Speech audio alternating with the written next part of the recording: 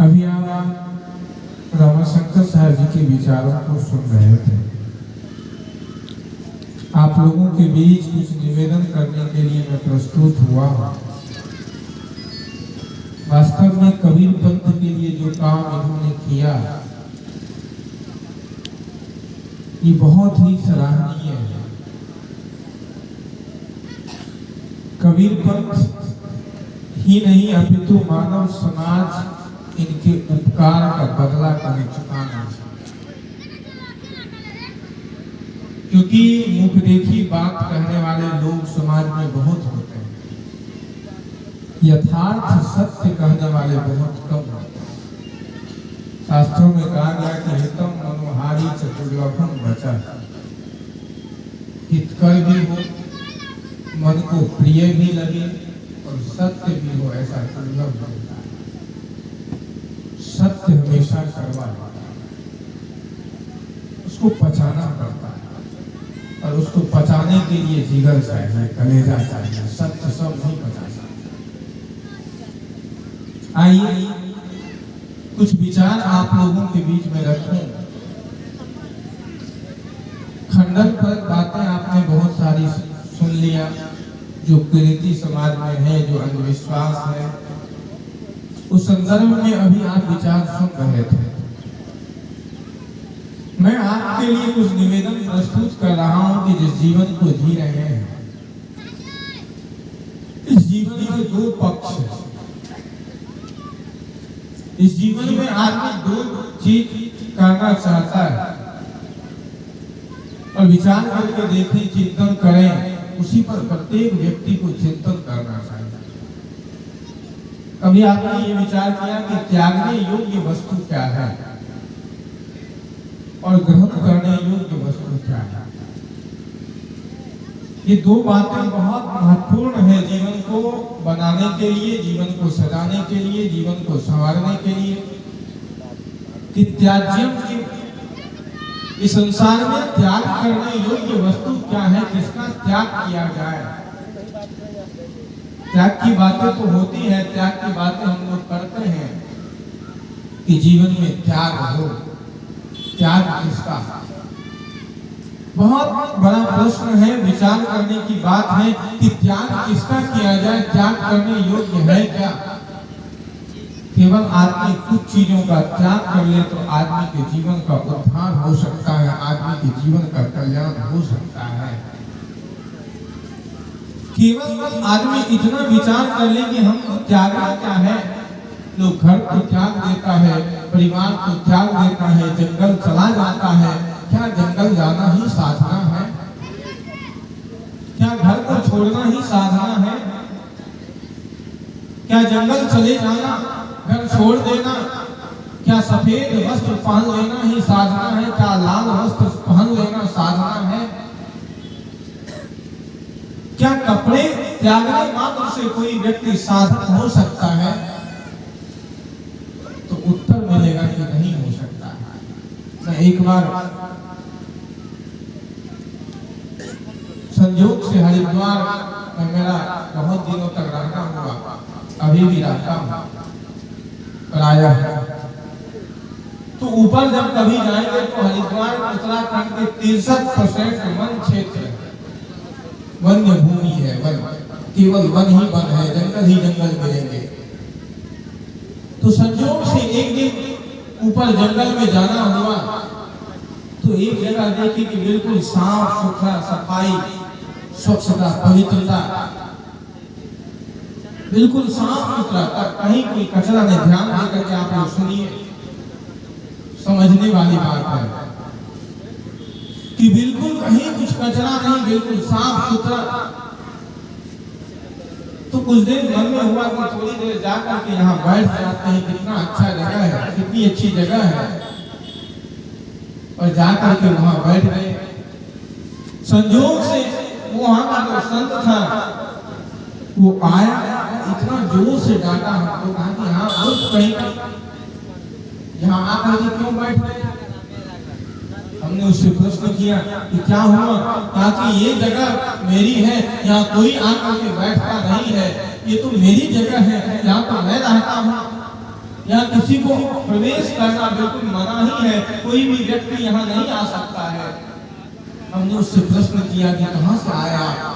मैं गुजरात से आया हूँ और लगभग 12 साल से मैं यहाँ साधना कर रहा हूँ और इस जगह पर किसी का भी आना निषेध है और ये तो मैंने अपने लिए बनाया है, ये तो मेरी जगह है।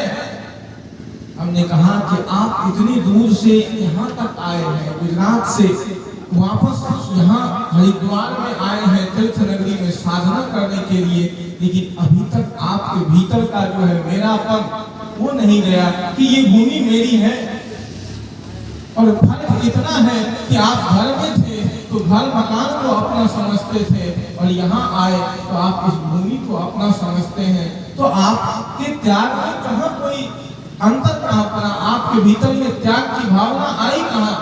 आपने वस्त्र को बदला है, वेशभूषा को चेंज किया है, लेकिन भीतर में जो मैं और मेरेपन का भाव है वो आपके अंदर से गया नहीं। तो आपकी मुक्ति कैसे हो सकती है? आपका कल्याण कैसे हो सकता है? भैया त्यागने के लिए क्या है, त्याग करने की वस्तु क्या है, इतना केवल आदमी विचार कर ले कि त्याज्यम किम सर्वथा, सर्वथा त्याग करने की वस्तु है कि भीतर से आपके अंदर से तृष्णा चली जाए, भीतर की काम वासना, भीतर की आसक्ति चली जाए, समझ लेना कि आपका कल्याण हो गया।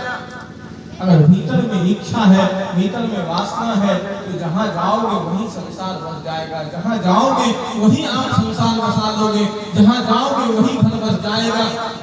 अगर भीतर में वासना है, भीतर में आसक्ति है, भीतर में तृष्णा है, बड़ा ही अच्छा भारद्वाज ऋषि ने कहा कि आदमी का केश जीर्ण हो जाता है, अर्थात केश पक जाता है, बिल्कुल सफेद हो जाता है। आजकल तो आदमी केश को भी काला कर लेता है, सफेद होते हैं ना, तो उसके बाद आदमी काला कर लेता है। बहुत आदमी, बहुत साधु संत भी काला करता है, पता ही नहीं चलता है काले हैं कि सफेद हुआ है केश। तो दाढ़ी भी आदमी काला कर लेता है, दांत टूट जाता है, बाजार से जाकर के आदमी नया दांत खरीद करके लगा लेता है। केश दंता जिरियन्ति जीविताश्च धनाश्च न जिरियन्ति, लेकिन जीवन जीने की जो तृष्णा है, धन कमाने की जो तृष्णा है, भीतर में जो आसक्ति है, वो आदमी की मृत्यु नहीं है, वो सदा नई बनी रहती है। तृष्णा अगर आपके भीतर में है तो आप जहां जाओगे वहीं आपका संसार बच जाएगा। आप जिस अवस्था में रहेंगे, जहां जाएंगे वहीं आप संसार बसा लेंगे। घर त्यागना तो बड़ा आसान है, बड़ा ही अच्छा मन से आप लोग भजन सुनते हैं कि सिर मुड़ाना तो बड़ा आसान है, लेकिन मन मुंडन आसान नहीं। सिर को मुड़ाना बड़ा सहज है, घर त्यागना बड़ा सहज है, लेकिन भीतर से घर चला जाए बड़ा मुश्किल है। भीतर से आसक्ति चली जाए, कई लोग क्या करते हैं कि घर में ऊपर कुछ खटपट तो आदमी चाहता है कि चलो मठ पर चलते हैं, बड़ा आनंद साधु संतों के साथ रहेंगे, आनंद करेंगे, मौज करेंगे। लेकिन जब मठ पर जाता है तो 2-4 दिन काम करने पड़ते हैं, बर्तन साफ करना पड़ता है, भोजन बनाना पड़ता है, तो आदमी सोचता है कि इससे बढ़िया तो घर ही ठीक था, फिर वापस आ जाता है। क्योंकि वैराग्य अभी भीतर से नहीं जन्मा, और जिस दिन भीतर से वैराग्य जन्म गया उस दिन आप कहीं भी रहेंगे तो वहां ही आपका वो घर ही आपका तीर्थ हो जाएगा, वही आपका जीवन स्वर्ग हो जाएगा। त्याज्यम सर्वथा किम, अरे भैया विधि और निषेध की बात करते हैं तो इस संसार में त्यागने योग्य वस्तु क्या है? किसका त्याग किया जाए? वासनाओं का त्याग किया जा सकता है, भोग का त्याग किया जा सकता है, क्योंकि भोग में आज तक किसी की तृप्ति नहीं हुई है।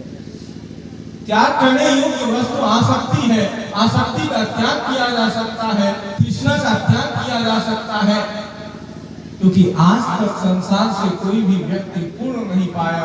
इंद्रियों के भोग से आज तक किसी भी व्यक्ति की भी पूर्ति नहीं हुई।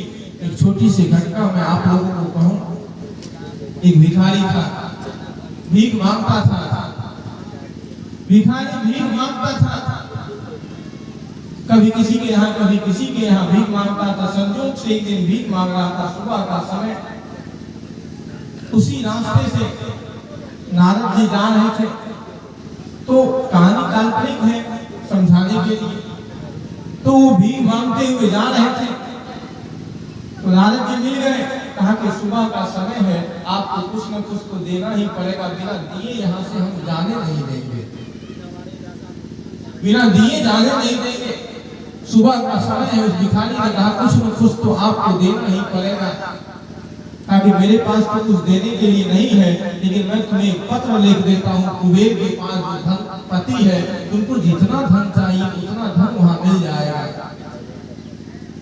तो पत्र लिख दिया। भिखारी सोचा कि आज पहली बार ऐसा अवसर आया है कि हम जितना धन मांग सकते हैं उतना धन मिल सकता है। कुबेर के पास गया। कुबेर ने कहा कि धन चाहिए तो जाओ, जितना धन चाहिए उतना धन लेना। अपने कोषागार से कहा आज भिक्षा पात्र तुम्हारे हाथ में ही, भिक्षा पात्र फेंक दो, भिक्षा पात्र रखने की कोई आवश्यकता नहीं है। आज जिस व्यक्ति के पास तुम बैठे हो वो व्यक्ति तुम्हें इतना धन दे सकता है जितना तुम सोच नहीं सकते। क्या चाहिए? महल चाहिए, मकान चाहिए, दुनिया का जो कुछ भी चाहिए वो सब हम देने को तैयार हैं। कहा तो मुझे कुछ नहीं चाहिए, मुझे तो बस इतना चाहिए कि जितना में ये भिक्षा पात्र भर जाए, इससे ज्यादा और कुछ नहीं चाहिए। मुझे तो बस इतना चाहिए जितना में ये भिक्षा पात्र भर जाए। गया कोषागार से कहा कि जाओ इसके भिक्षा पात्र को भर दो। कोषागार गया और धन डालना प्रारंभ किया, और यकीन नहीं होगा आपको कि कुबेर का कोष रिक्त हो गया, लेकिन उस भिखारी का भिक्षा पात्र नहीं भरा। जब उस भिखारी का भिक्षा पात्र नहीं भरा तो आकर के कुबेर के पास कहता है कि आपका कोष रिक्त हो गया, अब कुछ बचा नहीं देने को। लेकिन इस भिखारी का भिक्षा पात्र है कि वो भरता ही नहीं है। कहा कि कहीं इसके अंदर छिद्र तो नहीं है कि इधर से डालते और नीचे गिरता जा रहा है, देखो। तो जैसे ही उलट करके देखा तो वो भिक्षा पात्र आदमी का मस्तिष्क था। कहने का अर्थ ये है कि दुनिया के सारे कोष भर सकते हैं, लेकिन एक ऐसा कोष है जो कभी नहीं भरता है, वो है आदमी का मस्तिष्क। वो हमेशा रिक्त ही रहता है। आदमी के पास चाहे जितना धन हो जाए, आदमी का पैसा चाहे जितने बैंक बैलेंस कर ले, बैंक तो भर सकता है, आदमी के पैसे से कोष तो भर सकता है, लेकिन आदमी का मस्तिष्क हमेशा रिक्त रहता है। वो आदमी और की चाह में जीवन भर जीता रहता है। अरे भैया, परिणाम क्या आएगा जीवन में ये तो देख लो, विचार कर लो। चाहना त्यागने की वस्तु है। जिस दिन आपकी चाहत चली गई, जिस दिन आपके भीतर से इच्छा चली गई, वासना चली गई, समझ लीजिए कि आपके जीवन का उद्धार हो गया। लेकिन वो तो नहीं जाता। हम हमेशा, अभी आप सुन रहे थे कि मांस फैलाए गीध रखवालिया। अरे मांस आप फैला दिए और गीध को अगर रखवाली करने के लिए दे दोगे तो क्या गीध रखवाली करेगा? और हम जीवन भर तो यही करते हैं, मांस ही तो फैलाते हैं, कभी चाहनाओं का, कभी वासनाओं का। तो इंद्रियों के सुख भोग के पीछे जीवन भर लगे रहते हैं। गीता कहती है कि ये ही भोगा संस्पर्शा दुख योनि एवते आद्यंतवंत कौन्ते यनतेषु रमते बुधा। ये ही भोगा संस्पर्शा दुख योनि एवते, ये जो इंद्रियों के भोग से जो भी सुख प्राप्त होता है, परिणाम में तत्काल तो सुख मालूम पड़ता है, लेकिन परिणाम में विष की तुल्य त्याज्य है। इसलिए कभी भी इंद्रियों के सुख से किसी की आज तक तृप्ति नहीं हुई। भोग से कोई भी व्यक्ति आज तक तृप्त नहीं हुआ है। कितना भोगोगे संसार को, जितना भोगोगे उतना और भोगने की इच्छा और प्रवृत्ति बढ़ेगी। आज तक भोग से कौन तृप्त हुआ है? संसार से आज तक कौन व्यक्ति तृप्त हुआ है? जितना आदमी संसार को भोगता है उतना आदमी की तृष्णा और जगती है। और आज तक कोई भी व्यक्ति संसार से तृप्त होकर के नहीं गया है। त्यागने योग्य तो यही है, इच्छा, धनमान और तृष्णा, यही तो त्यागने योग्य वस्तु है। भीतर में अभी तक अहंकार है, भीतर में अभी तक लोभ है, भीतर में अभी तक काम वासना है, भीतर में अभी तक इच्छा है, भीतर में अभी तक संसार की आसक्ति है। मानव जीवन मिला है विचार करने के लिए, मानव जीवन मिला है चिंतन करने के लिए। मानव जीवन पाकर के जो व्यक्ति चिंतन नहीं किया, मनन नहीं किया, उस व्यक्ति के जीवन का कुछ हो नहीं सकता। तो त्याग करने योग्य वस्तु क्या है? ये बहुत बड़ा जीवन में आदमी जीवन जी लेता है, जीवन के अंतिम पड़ाव पर चला जाता है, जीवन समाप्त होने वाली होती है, जीवन समाप्त हो जाता है। लेकिन विचार नहीं कर पाता जीवन में कि मानव जीवन मिला था इसलिए। और जीवन में हमेशा आदमी काम, क्रोध, लोभ, मोह, अहंकार को लेकर के जीता है। सद्गुरु कबीरदेव कहते हैं कि इसी मानव जीवन में अपने आप का निवेरा कर लेना। सद्गुरु कबीरदेव कहते हैं कि बंदे कर ले आप निवेरा, आप जियत रखो जियत छोड़ करो, मुए कहाँ कर तेरा, यह अवसर नहीं चेतो प्राणी अंत कठिन काल का अंधेरा। ऐ बंदे अपने आप का निवेरा कर लो, अपने आप को जान लो, अपना उद्धार कर लो। मरने के बाद कोई रास्ता नहीं है जीवन अपना उद्धार करने का, अपना कल्याण करने का। गीता कहती है कि उद्धरेत आत्मना आत्मानं न आत्मानं अवसादयेत्। उद्धरेत आत्मना आत्मानं उद्धरेत, स्वयं का कल्याण स्वयं के द्वारा इसी समय इसी जन्म में हो सकता है। अगर अपना कल्याण नहीं किए, अपना उद्धार नहीं किए, तो बाद में रोने के अलावा और कुछ नहीं होगा। केवल आदमी इतना समझ ले कि संसार में जिस दिन आदमी विषय और भोग वासनाओं को त्याग दिया, उस दिन आदमी मुक्त हो जाता है। सद्गुरु कबीरदेव ने कहा कि केती के बंधन से बांध दिया एक बेचारा जीव, केवल छूटे आपा तीर छुड़ावे पीर। ये संसार में जो जीव है न जाने कितने बंधनों से अपने आप को बांध लिया। आसक्ति का बंधन बड़ा कठिन बंधन होता है, वो जल्दी जाता नहीं। आसक्ति का बंधन आदमी विरुद्ध हो जाता है, लेकिन फिर भी घर छोड़ना नहीं चाहता है। किसी को कहो कि आपको समय हो गया ध्यान भजन करने का, और ध्यान भजन कर लीजिए, बाबा जी अभी थोड़ा दिन और संसार में रखा। जवानी में तो कोई जाना ही नहीं चाहता, जवानी में कोई साधना करना नहीं चाहता, कारण जवानी तो सुख भोग के लिए, मौज मस्ती के लिए, आनंद के लिए। एक बच्चा मिल गया, एक छोटी सी कहानी में बता दूं आपको, मेरी जीवन की घटना है कि पूर्णिया से जा रहे थे मधेपुरा, 13-14 साल का एक बच्चा। जवानी की क्या स्थिति होती है, आजकल तो बच्चे भी संसार को भोगना चाहता है। तो 13-14 साल का बच्चा एक बनमनखी स्टेशन है, वहाँ ट्रेन पर चढ़ा। तो जैसे ही ट्रेन पर चढ़ा तो हमको देखता है सफेद कपड़ा, पहले तो व्यंग किया। आजकल साधुओं को देख करके लोग व्यंग करते हैं, कहा कि कोई आसाराम आपको दिख रहा है।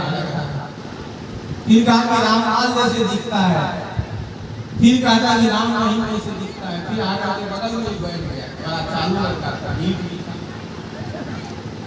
बगल में आकर के बैठ गया। बैठने के बाद कहता है बाबा जी कहाँ जाएंगे? हम जा रहे हैं मधेपुरा, एक सत्संग है, उस सत्संग में जाएंगे, कार्यक्रम में भाग लेंगे। एक काम करिए, अभी साधु बनने का उम्र है, अभी तो आपकी जवानी आई है, अभी तो भोग करने का उम्र है, संसार को जीने का उम्र है। तो इस जवानी में साधु बन गए, अभी वही साधु बनने का उम्र है। अच्छा, हम लोगों का भेष भी कुछ ऐसा है कि बहुत लोग देखते तो लगता है कि उम्र को देख करके धारी बड़ी है नहीं, जवानी जैसे टीका भी नहीं लगाते। तो बहुत लोग देख एक जगह जा रहे थे बस में, तो बगल में पूरा सीट खाली, कोई बैठने को तैयार नहीं। हम भी देख रहे थे और जगह पूरा भर गया और मेरे बगल में बैठने को तैयार नहीं हो रहा है। हम कंडक्टर से कहता है कि कंडक्टर किसी को कहा कि बगल में बैठ जाओ, कहा कि नहीं वहां नहीं बैठेंगे, इसका कोई मरा होगा या कंधे करके बैठा हुआ है, इसके पास नहीं बैठेंगे। तो वो बैठ गया, आकर के कहा कि बाबा जी आप साधु हैं? हाँ। अरे अभी तो जवानी आई है, अभी कौन सा साधु, अभी तो आपके बाल भी बिल्कुल काले काले दिख रहे हैं, अभी तो संसार को भोगने का समय है, भोग लेते फिर बाद में साधु बन जाते हैं। हमने कहा भोगा कैसे जाता है? अच्छा, ये बहुत बड़ा प्रश्न है कि संसार लोग भोग की बात करते हैं। बताऊंगा तो सुन लीजिए। वो कहा कि अभी तो भोग करने का उम्र है आपकी, आप संसार को भोग लेते हैं। हमने कहा था भोगा पर भोग क्या है? चलिए जब हम ही हैं आपके साथ में, आजकल आपको कोई गुरु नहीं मिला, आज हम ही आपका गुरु बन जाता है, दिखाते हैं कि संसार को भोगा कैसे जाता है। बैठ गया, मुरलीगंज के पास वो ट्रेन रुकी, वहाँ कुछ देर रुकती है, क्रॉसिंग होता है। मधेपुरा से जो ट्रेन आती है वो और ये इधर से जो ट्रेन जाती है दोनों का क्रॉसिंग है, तो ये ट्रेन कुछ देर आधा घंटे वहाँ रुकती है। तब तक जब तक ट्रेन रुकी तब तक वो नीचे उतर करके मौज मस्ती का सामान लेकर के वापस आया। सामान लाया, वापस आकर के ट्रेन में बैठ गया। और ट्रेन में बैठने के बाद सबसे पहले जो आजकल बच्चे करते हैं, शिखर का पुड़िया निकाला और पुड़िया फाड़ करके एक बार में ही अंदर जितना पुड़िया खा सकता था खा लिया। उसके बाद फिर वो एक सिगरेट जलाया। सिगरेट जला करके अभी तक तो हमको कोई ज्यादा परेशानी नहीं हुई। उसके बाद क्या किया, सिगरेट जलाने के बाद जितना वो धुआं निकाल सकता था, धुआं अंदर ले सकता था, एक बार में अंदर धुआं को लिया और उसके बाद वो जितना धुआं निकाल सकता था एक ही बार में मेरे मुंह पर सब धुआं डाल दिया। लगा कि मेरा प्राण तो अब अंदर जा रहा है। हमने कहा मस्ती का साधन यही है? हाँ बाबा जी, मस्ती का साधन तो यही है। जवानी तो मस्ती करने के लिए है, जवानी तो मौज लेने के लिए है, जवानी साधना करने के लिए थोड़ी है। अरे भैया, जवानी मौज मस्ती के लिए नहीं है, मानव जीवन मस्ती के लिए नहीं है। अभी आपके सामने ये बैठी है, कल भी साहब जी कह रहे थे कि साध्वी राधा साहब जवानी अवस्था में जिस समय दुनिया को भोगना चाहता है उस अवस्था में घर को छोड़ करके साध्वी बन गए। और घर पर आश्रम है, मैं गया हूँ और कभी भी आश्रम से कभी घर नहीं जाता, बहुत कम। जब कभी उत्सव हो, ऐसा 5 साल 10 साल 5 साल भी लग जाते हैं, घर नहीं जाता। बगल में घर है, साधना इतना परिपक्व है। तो आदमी वृद्ध अवस्था में भी संसार को छोड़ना नहीं चाहता है। संसार की आसक्ति आदमी के भीतर में बनी रहती है। अरे भैया, नहीं चाहते हुए भी निकलना पड़ेगा, काया पति खाली करना पड़ेगा। नहीं चाहोगे तब भी संसार छूटेगा, नहीं चाहोगे तब भी शरीर छूटेगा। मैं अक्सर कहता हूँ और मेरे दिमाग में ये हमेशा ये बात रहती है कि जीवन का अंतिम परिणाम मृत्यु है। एक दिन सबको ही संसार से जाना है, तो जाना ही है तो पहले छोड़ दो ना, पहले आसक्ति को त्याग लेना। संसार की आसक्ति को पहले हम त्याग लें, मरने के बाद तो छोड़ना ही है। उससे पहले अगर आप आसक्ति छोड़ देते हैं, आपके भीतर से ममत्व चला जाता है, तो यकीन मानिए कि आपके जीवन का कल्याण हो सकता है। गीता कहती है कि निर्ममो निरंकारो भूत्वा शांति बलिगच्छति। शांति को कौन प्राप्त करता है? जिसके भीतर से ममता चला गया, जिसके भीतर से अहंकार चला गया, जिसके भीतर का क्रोध मर गया, जिसके भीतर का काम मर गया, जिसके भीतर से आसक्ति चली गई, वही व्यक्ति को अपना कल्याण कर सकता है, अपना उद्धार कर सकता है। भगवान कृष्ण से अर्जुन ने प्रश्न किया कि आसक्ति का त्याग तो इतना आसान नहीं है। संसार का त्याग, भीतर की आसक्ति इतनी आसानी से जाती नहीं है। उसके लिए बड़ा यत्न करना पड़ता है, बड़ा प्रयत्न करना पड़ता है। तो कहा भगवान कृष्ण से अर्जुन ने प्रश्न किया कि चंचलम ही मना कृष्ण प्रमाथि बलवदृढ़ं तस्याहं विग्रहं वन्दे वायोरिव सुदुष्करम्। कि चंचलम ही मना कृष्ण प्रमाथि बलवदृढ़ं। हे कृष्ण, ये मन तो बड़ा चंचल है, वेग वाला है, अप्रमादी है, प्रमथनशील है। इस मन का प्रमथन कैसे किया जाए, मन की आसक्तियों का समन कैसे किया जाए? तो भगवान कृष्ण उत्तर देते हैं कि असंशयं ही महाबाहो मनोर्दुर्निग्रहं चलम् अभ्यासेन तु कौन्तेय वैराग्येन च गृह्यते। निश्चित ही ये मन बड़ा चंचल है, वेग वाला है, अप्रमथनशील है, लेकिन इस मन का भी प्रमथन किया जा सकता है। का वो रास्ता क्या है? कि अभ्यासेन तु कौन्तेय वैराग्येन च गृह्यते। जिस व्यक्ति के जीवन में अभ्यास है, त्याग करने के लिए अभ्यास की आवश्यकता होती है। एक दिन में त्याग नहीं हो सकता। एक दिन वैराग्य चढ़ा लोगों को होता है, आदमी कहता है कि घर छोड़ करके चले जाएंगे, जंगल चले जाएंगे, घर छोड़ देंगे, ये छोड़ देंगे। एक दिन बड़ा उत्साह आता है मन में कि अब क्या कर देंगे, अब सब कुछ छोड़ देंगे। एक दिन सुबह उठ जाएगा 4 बजे, 4 बजे उठ करके ध्यान में बैठ जाएगा और दूसरे दिन 10 बजे तक सोते रहेगा। दूसरे दिन त्याग फिर चला गया, खत्म हो गया। क्यों? क्योंकि अभ्यास और वैराग्य चाहिए। त्याग के लिए मनुष्य के जीवन में अभ्यास और वैराग्य चाहिए। वैराग्य होगा, वैराग्य से आपके बाहर के जो दोष है वो आपके जीवन में नहीं आ सकता है। बात कुछ गंभीर है, विचार करके सुनिए, समझिए, इसी के लिए सत्संग में आए। वैराग्य अगर आपके भीतर में है, वैराग्य राग रसिको भव। जिस दिन आपके भीतर में वैराग्य आ गया, उस दिन संसार का कोई बंधन आपको बांध नहीं सकता। संसार की कोई आसक्ति आपको बांध नहीं सकती है। उस दिन आप मान अपमान से ऊपर उठ जाएंगे। कोई गाली दे, कोई सम्मान करे, कोई कुछ कहे, उस दिन पक्का आपको संसार से आसक्ति चली जाएगी। उस दिन आप संसार में रहते हुए भी संसार से अलग हो जाएंगे। अभी कोई कुछ कह देता है, कटु वचन कह देता है, कोई अपशब्द कह देता है, तो हमारे भीतर में तीर की तरह लगता है। और जिस दिन आप वैरागी हो जाएंगे, वैराग्य आपके भीतर में आ जाएगा, उस दिन संसार की बातों का कोई असर आपके ऊपर नहीं पड़ेगा। क्यों? क्योंकि वैराग्यवान पुरुष जानता है कि जो लोग आज मान दे रहे हैं, सम्मान दे रहे हैं, कल वो अपमानित भी कर सकता है। क्योंकि संसार परिवर्तनशील है, यहाँ कुछ भी अस्थायी नहीं है। यहाँ इस संसार में कुछ भी अस्थायी नहीं है।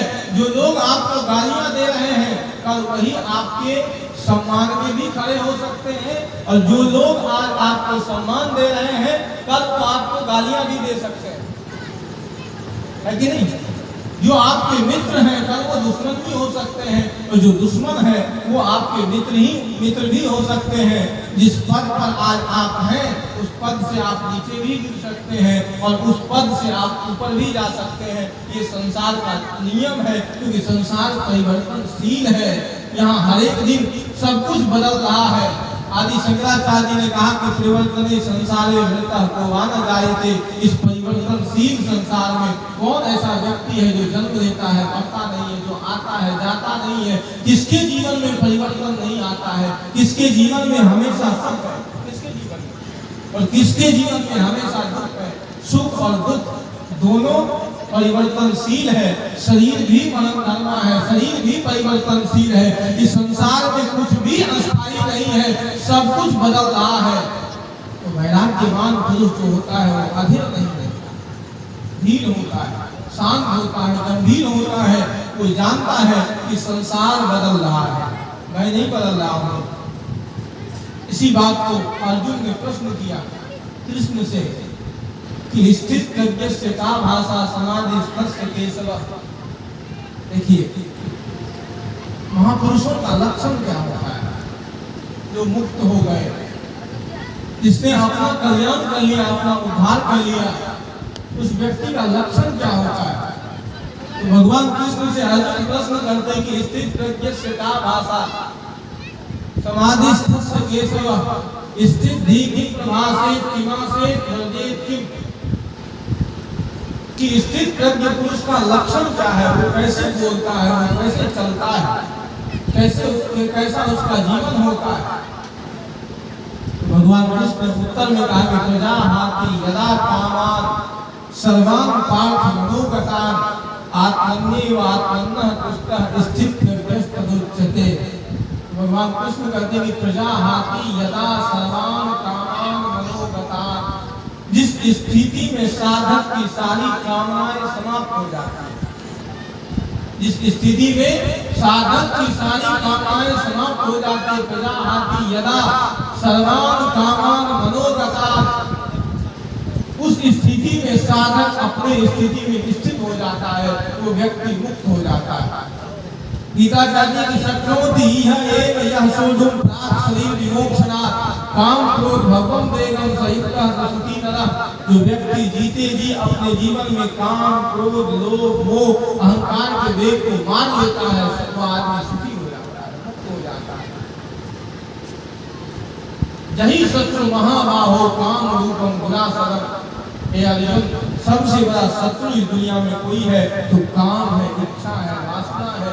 इच्छा रूपी शत्रु को जिसने जीत लिया, यही शत्रु महाबाहो काम रूपम दुरासरम, काम रूपी दुरासर शत्रु को जिस व्यक्ति ने जीत लिया वो व्यक्ति मुक्त हो गया। तो मैंने कहा एक विधि मार्ग है और एक निषेध है। विधि क्या है, किस मार्ग से चलना है, किसका अनुसरण करना है, और एक त्याग करने का वस्तु है। त्याग किसका किया जाए इस पर भी विचार करना चाहिए। त्याज्यम किम, तो त्याग करने योग्य है विषय, वासना, आसक्ति। त्याग करने योग्य है संसार की आसक्ति। और जो व्यक्ति त्याग करता है, मैंने एक प्रश्न कहा था बीच में, आप लोग ध्यान दिए, क्या कहा कि भोगी कौन है, संसार का भोगता कौन है? जो व्यक्ति त्याग करता है वही व्यक्ति भोगता है। उपनिषद ऋषि कहते हैं कि तेन त्यक्तेन भुंजिथा, त्याग पूर्वक संसार को भोगा जाए। जो व्यक्ति त्यागी होता है वही व्यक्ति संसार को भोगता है। भोगने का अर्थ ये नहीं है कि आसक्ति पूर्वक जो भोगता है वो बनता है, और निरासक्ति पूर्वक शरीर की आवश्यकता के लिए जो भोजन करता है, शरीर के निर्वहन के लिए जो वस्त्र पहनता है, शरीर के निर्वहन करने के लिए, क्योंकि शरीर भी एक प्रकार का साधन है, तो इसको भोजन चाहिए, दवा दारू सब कुछ चाहिए। यदि साहब जी कि हमको केवल एक चीज से मन आता है कि हमको भोजन में केवल रोटी मिले और कोई आसक्ति नहीं। तो मैंने कहा कि वो शरीर के लिए, शरीर को बचाने के लिए जरूरी है, क्योंकि शरीर को जो अनुकूल है वही भोजन जरूरी है, वैसा ही भोजन करना चाहिए। तो त्यागी व्यक्ति संसार में संसार को भोगता है, त्याग पूर्वक जो भोगता है वो व्यक्ति संसार से मुक्त हो जाता है। और जो व्यक्ति, जिस व्यक्ति के जीवन में त्याग नहीं है, जिस व्यक्ति के जीवन में केवल भोग है, तो उस व्यक्ति के जीवन में केवल रोग है कि नहीं? जो संयम से जीवन नहीं जीता है उसके जीवन में केवल रोग ही रोग है, दुख ही दुख है, पीड़ा ही पीड़ा है, जीवन भर परेशानी ही परेशानी है। तो त्याग पूर्वक संसार को भोगे, पहले त्याग करना सीखें कि त्याग किसका किया जाए। जो व्यक्ति त्याग करना जान गया वो व्यक्ति जीवन जीना भी जान गया। जो त्यागी होगा वो संसार में रहते हुए भी संसार की आसक्ति, संसार का बंधन, संसार का मोह उसके ऊपर व्यापार नहीं होगा। संसार में रहते हुए भी संसार सागर से मुक्त हो जाता है। कौन? उपनिषद के ऋषि कहते हैं कि तरति शोकम, शोक सागर से तर जाता है। का कष्ट करती का आत्मविद। जो व्यक्ति आत्मविद है, आत्मज्ञानी है, वो संसार सागर से मुक्त हो जाता है।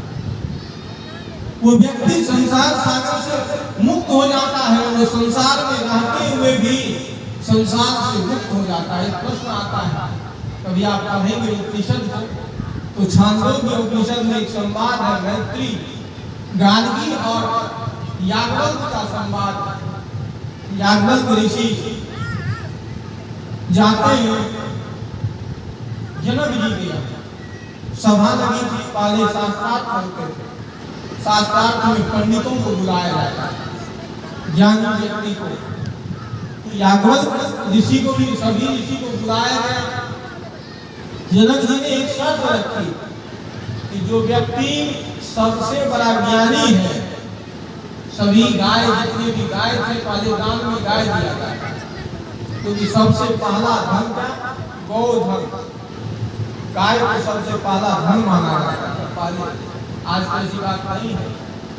तो गाय को स्वर्ण आभूषण से आभूषित करके तो जब दान देने लगे का 1,00,000 गाय है और सब स्वर्ण जड़ित है।